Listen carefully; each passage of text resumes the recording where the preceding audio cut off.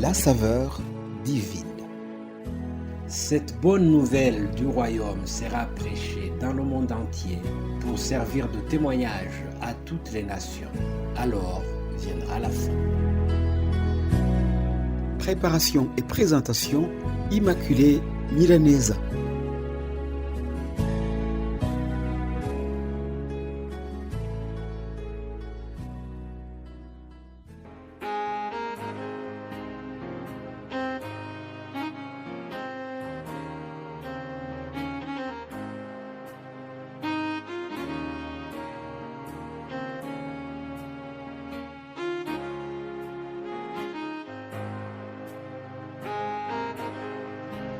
Shalom, shalom, bien-aimés de Dieu, j'espère que vous allez bien. Je rends grâce à Dieu pour le souffle de vie qu'il me donne aujourd'hui. Comme vous le savez, aujourd'hui nous sommes vendredi et nous terminons cette étude, je vais dire cette modeste étude que nous avons eue pendant les 2 semaines. Ça concernait les 7 lettres adressées aux églises de l'Asie mineure. C'est un sujet très vaste et vraiment nous n'avons pas la prétention d'avoir exploité tout ce qu'il fallait dire, mais nous avons essayé. Alors aujourd'hui, je voudrais juste faire une synthèse de ce que nous avons déjà vu pendant la semaine passée. Alors je voudrais souligner surtout que dans toutes ces lettres, nous remarquons cette formule « je connais, mais ». Et chaque fois qu'on dit « je connais », c'est une formule qui précède toutes les choses positives qu'on reconnaît dans cette église, des choses positives. Puis, après, on dit « mais ». Le « mais » introduit les reproches. Donc les choses positives, puis vient le mais qui introduit les reproches, les remarques et les choses qu'il faut corriger, ou l'appel à la repentance. C'est ce que nous avons constaté. À l'église de Éphèse, ils avaient de bonnes œuvres, et ils avaient la capacité de discerner les faux enseignants, mais ils avaient abandonné leur premier amour. Alors Jésus leur donne ce conseil en disant « Souviens-toi d'où tu es tombé, répands-toi. »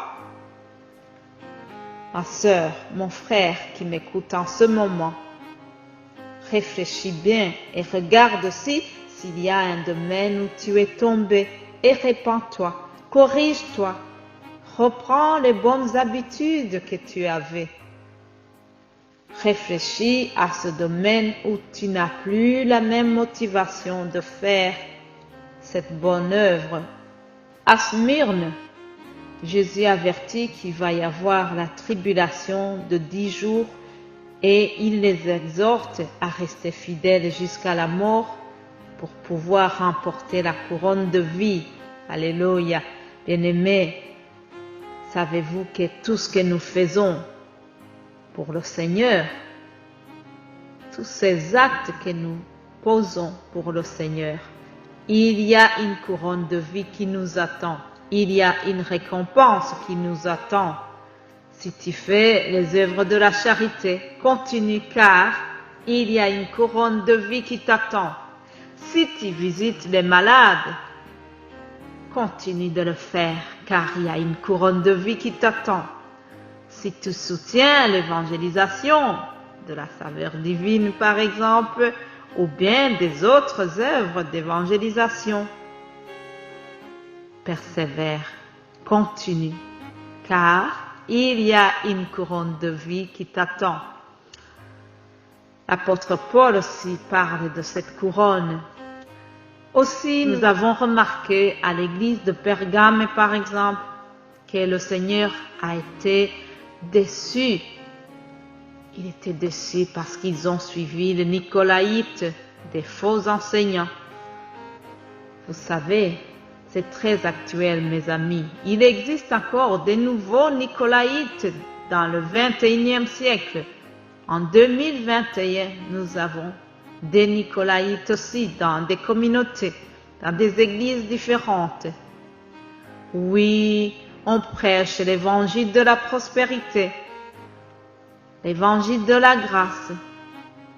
On essaie surtout de ne pas toucher la repentance, de ne pas pointer les péchés, soi-disant que nous sommes sous les temps de grâce, que le Seigneur va quand même nous pardonner. Faisons attention, mes chers amis. Garde-nous de tomber par les enseignements des Nicolaïtes de ce siècle. À Thyatire, l'Église est polluée par Jézabel qui est symbole de faux prophètes et de faux serviteurs de Dieu, symbole de la débauche, symbole de l'immoralité. Faisons attention à de nouvelles Jézabel. À l'église de Sardes, il y avait un semblant de vie, mais ils sont morts. Ils avaient des œuvres, mais Jésus leur a dit qu'ils ne trouvaient pas ces œuvres parfaites devant Dieu. Jésus leur demande de revoir comment ils ont reçu et entendu la parole de Dieu. Il les exhorte de garder la parole. Bien-aimés de Dieu, cela nous concerne aussi aujourd'hui. Gardons la parole authentique.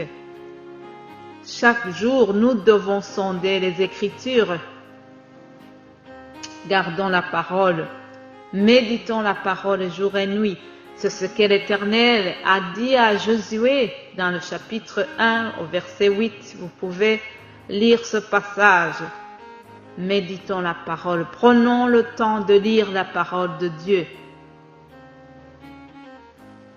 David a dit, « Je serre ta parole dans mon cœur afin de ne pas pécher contre toi. » Voilà, si nous serrons la parole de Dieu dans notre cœur, c'est ça qui va nous aider à ne pas pécher, à ne pas sombrer dans les mensonges des Nicolaïtes d'aujourd'hui.